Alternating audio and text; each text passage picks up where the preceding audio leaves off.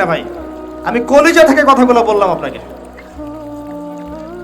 আর যে কথা কলিজা থেকে বের হয় সেই কথা আপনার কলিজার মধ্যে আঘাত করবে ইনশাআল্লাহ।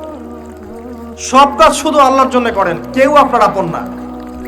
আল্লাহ ছাড়া কেউ আপনার আপন নয়। আপনি ভুল করবেন যদি আপনি অন্য কাউকে আপন মনে করেন। আপনার পলিটিক্যাল লিডার, আপনার প্রশাসনের স্যার, আপনার পরিবারের স্ত্রী, আপনার সন্তান, হাবি হাবি যা যা আছে, যদি মনে করেন এরা আমার আপনজন, আপনি ভুল করবেন। সবাই সবার স্বার্থ চেনে, সবাই সবার স্বার্থ চেনে। শুধু আল্লাহ আপনাকে নিঃস্বার্থভাবে ভালোবাসেন। আল্লাহ পাক স্বার্থ চান না। সারাটা জীবন পাপ করে থাকলেও একটা বার দাঁড়িয়ে খালি বলেন আল্লাহ আস্তাগফিরুল্লাহ ওয়া আতুবু ইলাইহি। মন থেকে বলেন আল্লাহ আমি ভুল করেছি, আল্লাহ আমাকে মাফ করে দাও। এক মুহূর্তের মধ্যে আল্লাহ পাক আপনার সমস্ত গুনাহগুলোকে নেকিতে পরিবর্তন করে দিবেন ইনশাআল্লাহ। আল্লাহ ছাড়া কেউ নাই আপন। আল্লাহর জন্য খালেস করে ফেলেন নিজেকে।